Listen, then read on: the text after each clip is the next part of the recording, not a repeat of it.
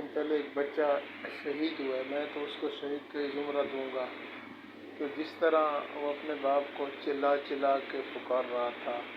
یار اس کا باپ کوئی دہشت گرد تھوڑی تھا یا کوئی اور تنظیم کا حصہ تھوڑی تھا. اس کا باپ تو بس ایک سیاسی کارکن تھا. کیا وہ گلبھوشن سے بھی گرے ہوئے لوگ تھے؟